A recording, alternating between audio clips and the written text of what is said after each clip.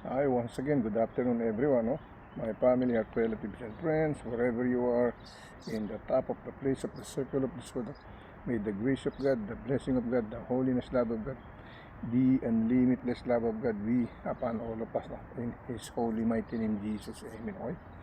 So tayo po magsalo-salo, magsama-sama, kumain, no? Ng ating mga salita ng Diyos mula sa Sagradong Librong Biblia.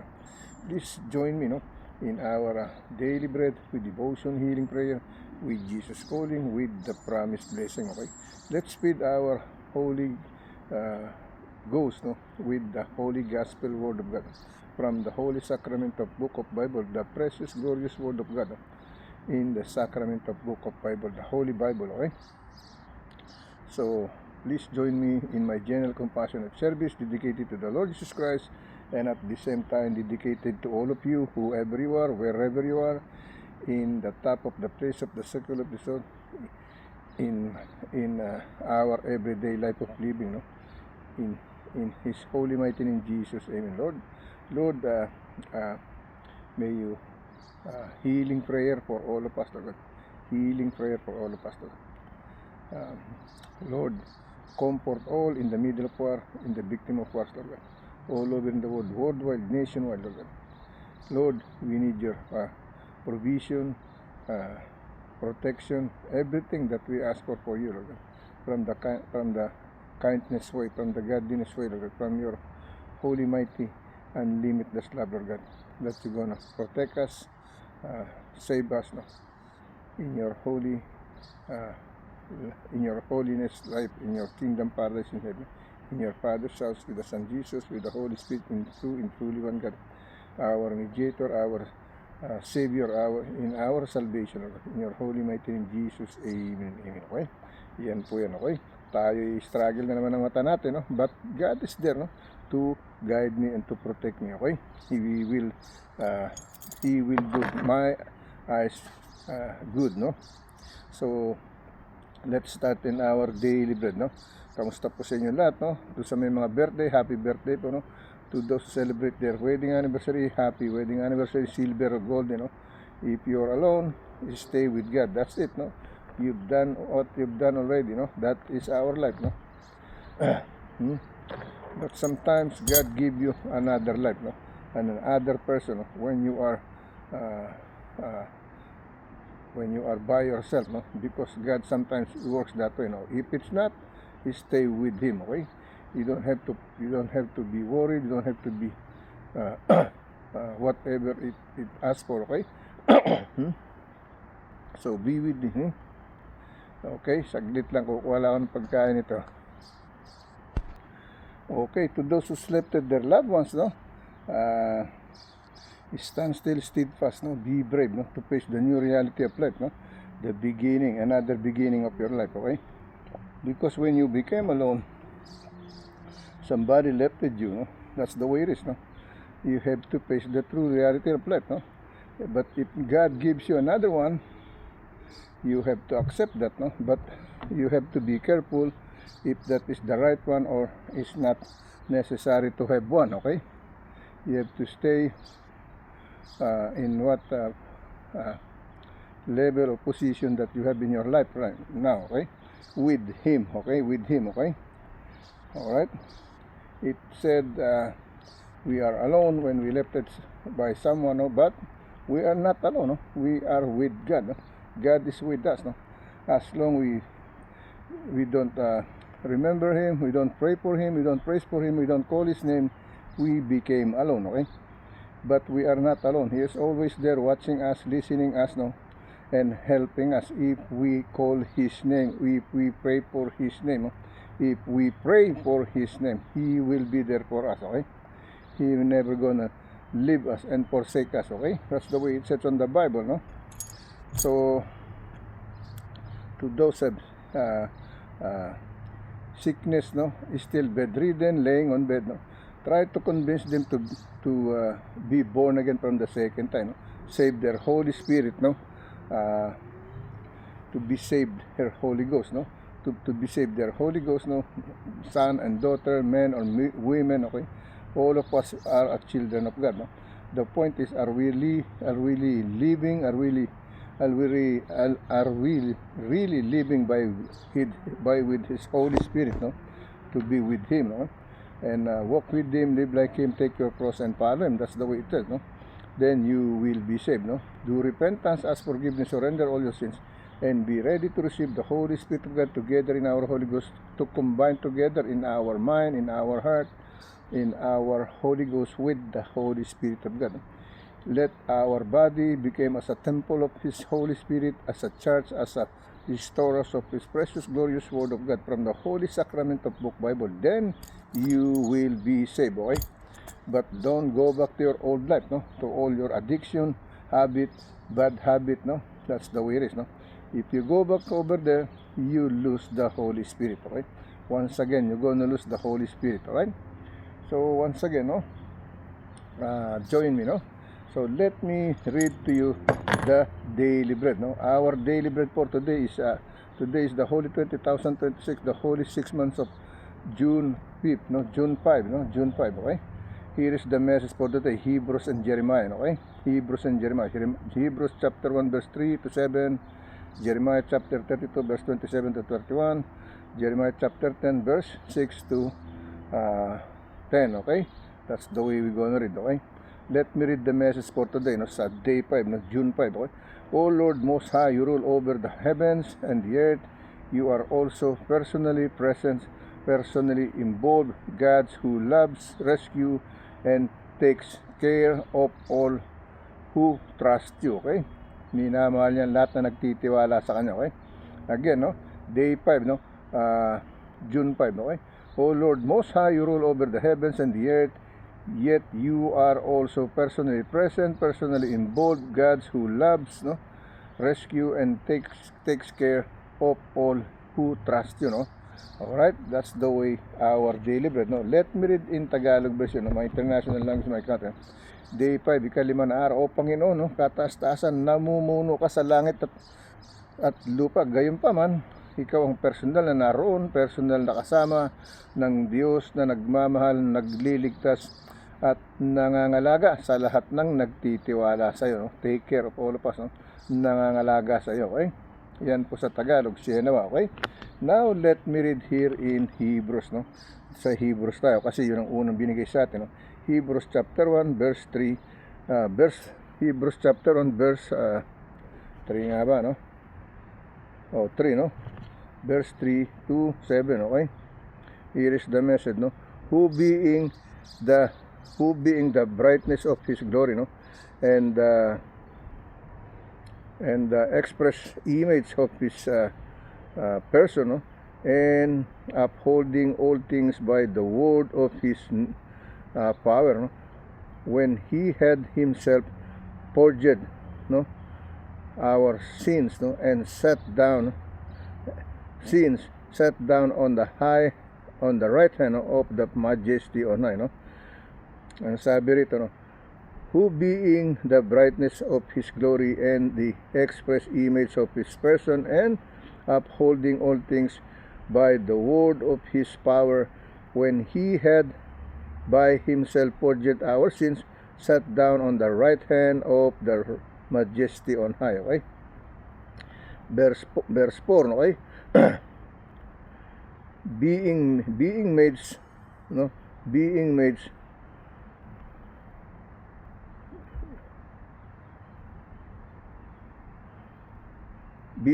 so much better than the angels, no? And He had by inheritance, no? Obtain a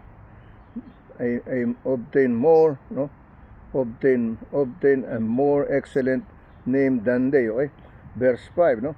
For unto which of the angel said he at any time, Thou art my son, this day have begotten thee, no? And again I will be to him and father, and he shall be to me a son, okay? Yan ang sinasabi, no? Verse 6, no? And again, when He bring it in the first begotten son, no?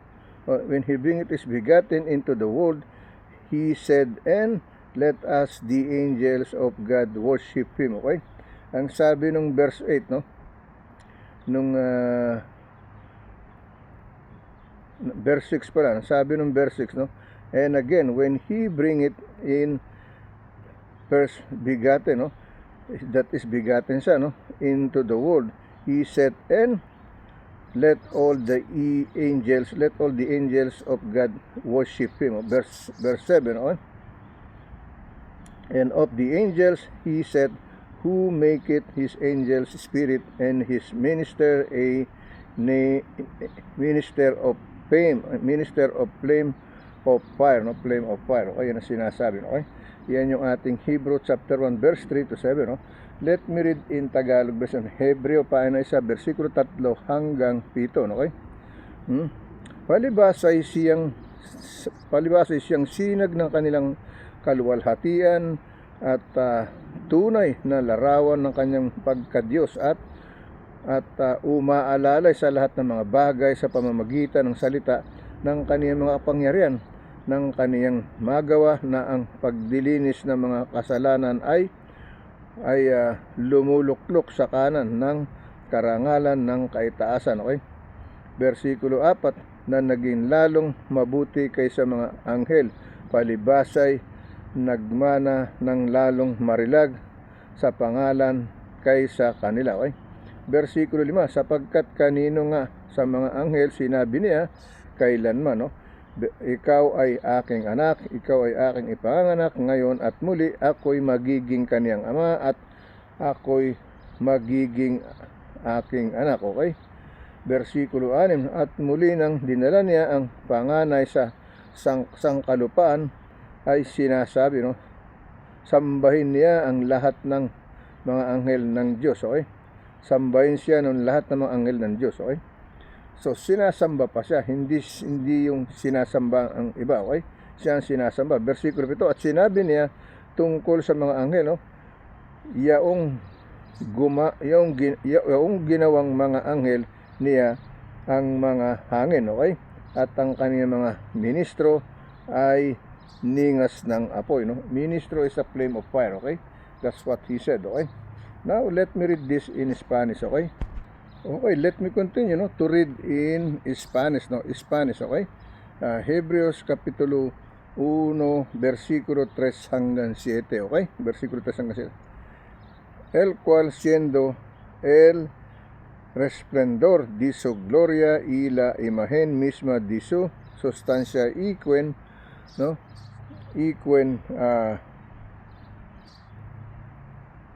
Ang sabi rito, no? El cual siendo el resplendor de su gloria y imagen misma de su sustancia iquen sustenta todas las cosas con la palabra de su poder, habiendo efectuado la propiciación de nuestros pecados por medio de sí mismo, si sentó en la diestra de la majestad en las alturas, ¿no? Versículo 4, ¿no? Hechos tanto superior los ángeles, ¿no? Cuanto heredo nias excelente nombre que los. Versículo 5, porque el cual de los ángeles dijo Dios jamás, ¿no? Mi hijo eres tú, yo te he engrandado hoy y otra vez yo será el Padre y el mí será mi hijo. Versículo 6, ¿no? Y otra vez cuando introduce al primogénito en el mundo dice adórenle todos los ángeles de Dios. Versículo 7, ciertamente de los ángeles dice él que hace esos ángeles espíritus y esos ministros y llama de fuego. Yan sinasabi sa Spanish ng ating Hebreos kapitulo 1 versikulo 3 hanggang 7, no? Now let me read in other scripture chapter sa ating Jeremiah, no? Punta tayo sa Jeremiah. Okay? sa ating Jeremiah chapter 10 verse 6 to 10 if I'm not mistaken, okay? Jeremiah chapter 10 sa ating daily bread yan. That is our daily bread, no? We have two scripture, no? But we have two chapter in Jeremiah, no? In the first daily bread is Hebrews chapter 1 verse 3 to 7, and now we are in Jeremiah chapter 10 verse 6 to 10, okay? Here is the message, no? They are upright, no? They are upright of the palm tree, no? But speak not. They must need be born, increase cannot go, no? Be not afraid of them, for they cannot do evil, rather also it in them to do good, okay? Verse 5 tuloy yung binigay sa atin, no? Pinabasa sa atin, no? So we gonna start on Jeremiah chapter 10 verse 5 to 10, okay? Verse 6, no? For as much as there is none like unto thee, O Lord, thou art great, and thy name is great in might. No, verse 7, who would not fear thee, O King of nations? For to thee that it appertain, for as much as among all the wise men of the nation and in all their kingdoms there is none like unto thee. Verse 8, no? But they are altogether brutish and foolish. The stock is a doctrine of vanities. Okay, verse 9, no? Silver spread into plates, no? Silver spread into plate is brought from tarnish, no?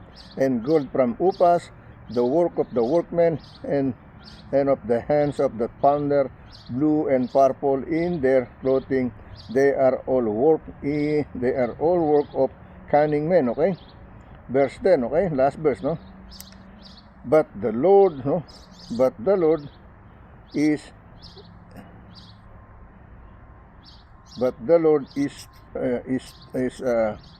true God. But the Lord is true God. He is the living God and everlasting King. At his wrath the earth shall tremble, and the nation shall not be able to abide his indignation, okay?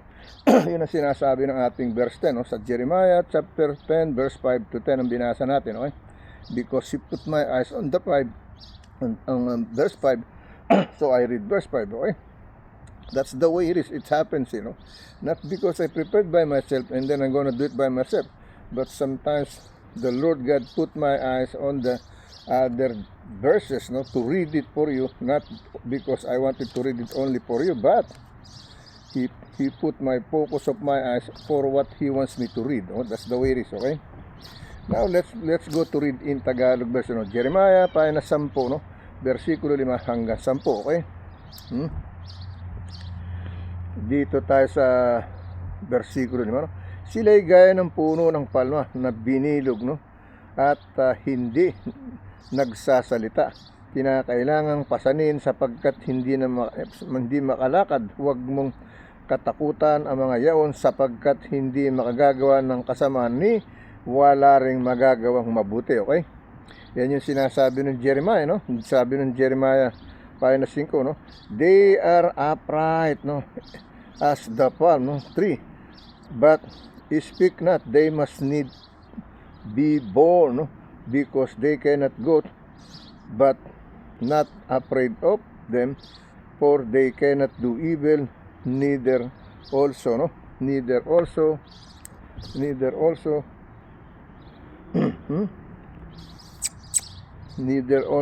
sabi rito, no?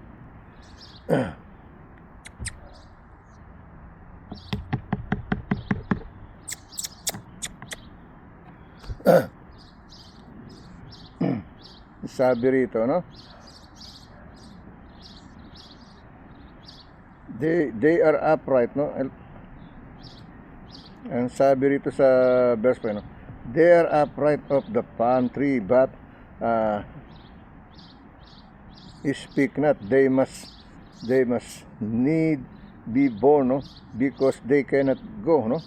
Be not afraid of them, for they cannot do evil, neither also in them to to do good, okay? Yung sinasabi, okay? To do good, okay?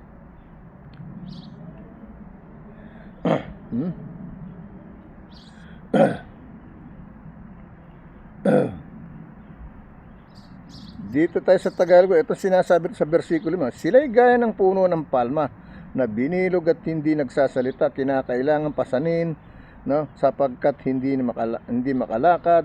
Huwag ninyong katakutan ng mga yaon, sapagkat hindi makagagawa ng kasamaan, ni wala ring magagawang mabuti, okay?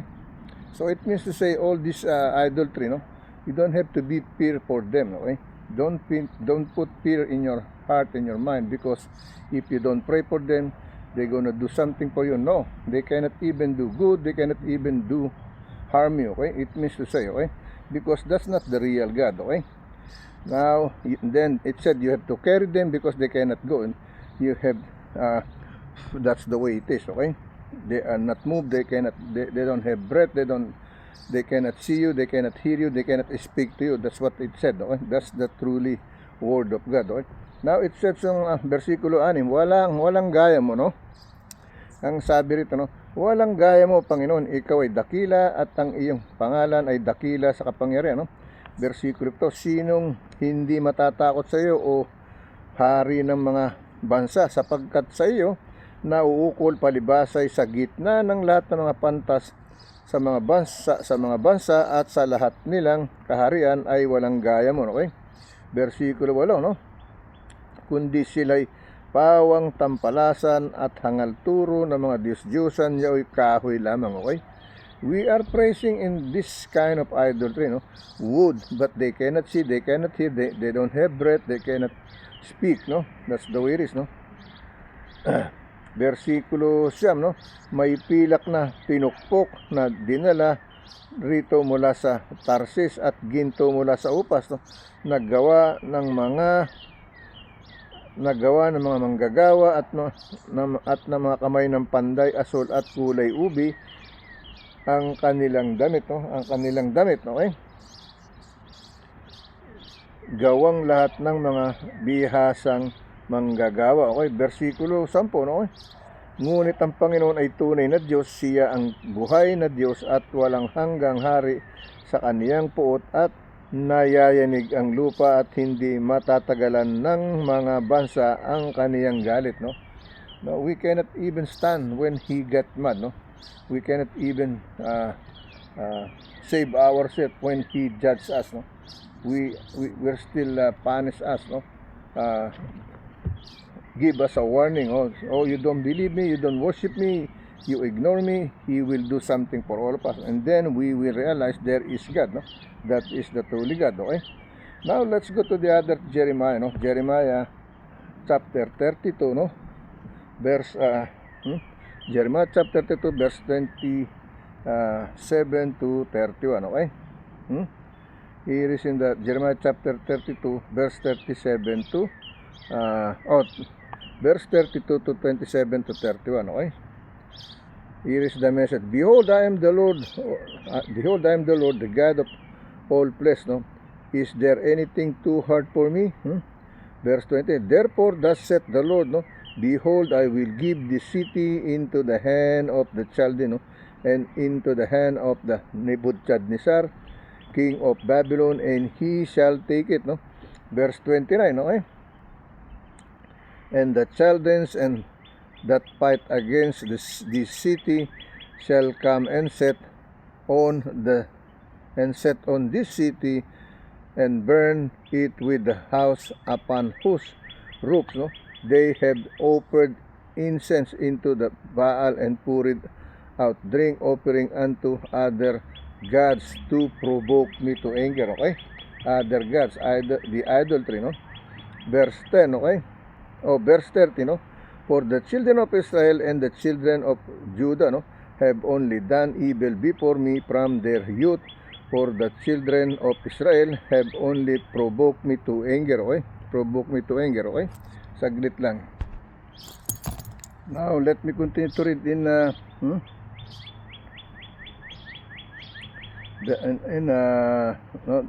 verse 20. And the children that fight, no, in the city and come and set a fire in the city, and to burn it with the house upon whom roofs they have offered incense into Baal, and poured out drink offering unto other gods to provoke me to anger. Verse 30, for the children of Israel and the children of Judah have only done evil before me from their youth, for the children of Israel have only provoked me to anger with the work of their hands, saith the Lord. Okay?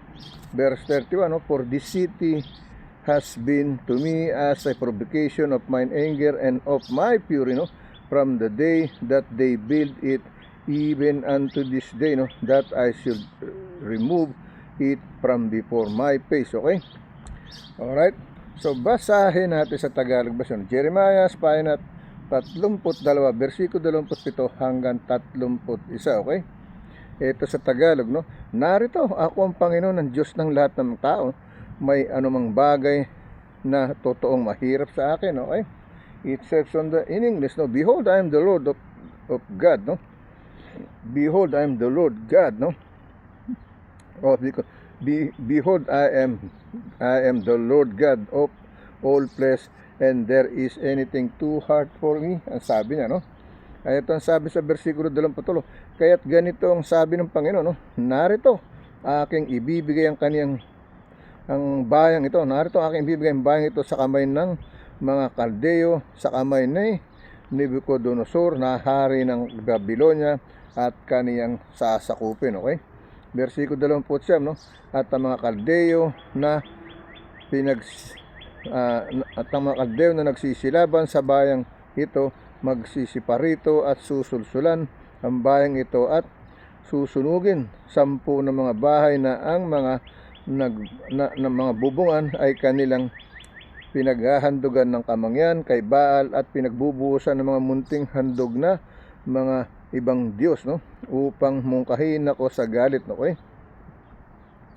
Versikulo 30, sapagkat ang ginawa lamang ng mga anak ni Israel at ng anak ni Judah ay ang masasama sa aking mga paningin mula sa kanilang kabataan, sapagkat minungkahi lamang ako ng mga anak ni Israel sa galit, na gaya ng nagawa ng kanilang mga kamay, sabi ng Panginoon. Versikulo 31, sapagkat ang bayang ito ay naging kamungkahian sa aking galit, sa aking pag-aalab ng loob mula sa araw na kanilang itinayo hanggang sa araw na ito, upang aking mailayo sa aking mukha. Okay? Yan ang sinasabi, Now, let's go to the other scripture chapter and verse, Punta tayo sa ating 1 Samuel, 1 Samuel chapter 12 verse 10 to 14, 1 Samuel chapter 12 verse 10 to 14. Okay?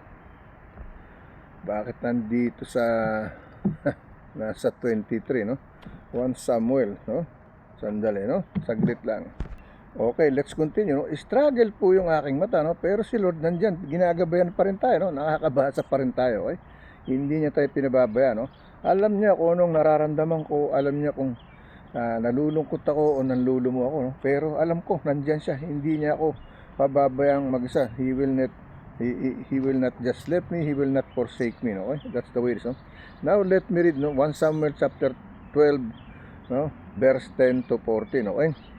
And when they come thither to the hill, behold, a company of prophets met him, and the Spirit of God came upon him, and he proposed among them. Verse 11, it came to pass when all that knew him before time saw that, behold, he proposed among the prophets. Then the people said one to another, what is this that is come unto the son of Kish? Is Saul also among the prophets? Ang sabi, verse 12, and one of the same place answered, and said, but who is their father? Therefore it became a proverb, is Saul also among the prophets? Verse 30, and when he had made an end of prophesying, he came to the high places. He came to the high places, umakyat sa itaas. Verse 14, last verse, and Saul And Saul's uncle said unto him and to his servant, Whither went ye or you? And he said, To seek the asses. And when we saw that they are nowhere, we came to Samuel. Okay? Yan ang sinasabi ng ating 1 Samuel chapter 1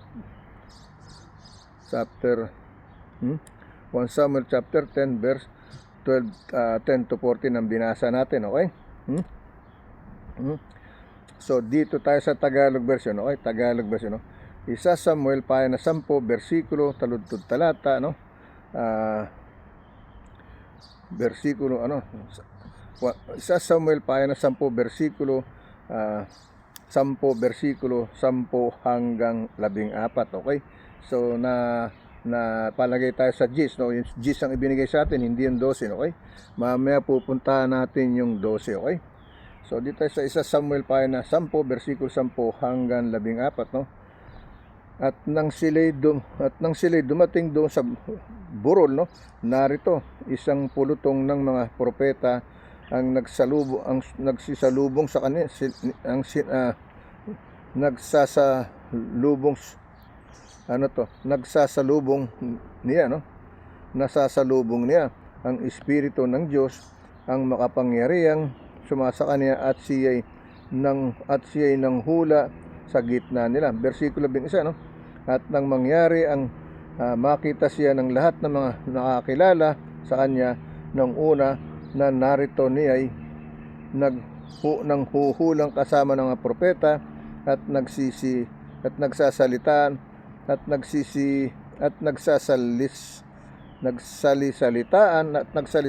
ang bayan ano-ano ang nangyari sa anak ni Cis, no? Si Saul ba ay nasa gitna rin ng mga propeta? Yan ang tanatanong nila sa kanilang sarili, no? Bersikulo 12, no? At isang taga-dakong yaon ay sumagot at nagsabi, no? At sino ang kanilang ama? Kaya't naging kawikaan si Saul ba ay nasa gitna rin ng mga propeta? Bersikulo 23. At nang siya'y makatapos ng panguhula, siya'y sumampa sa mataas na dao. Bersikulo 24, no? At sinabi ng amain ni Saul sa kanya at sa kaniyang bataan, no? Saan kayo naparoon, okay? At kaniyang sinabi, no? Upang hanapin ang mga asno at nang aming makita na hindi mga sumpungan ay naparoon kami kay Samuel, okay? Yan ang sinasabi, no? Now let's go to our second video na tayo, okay?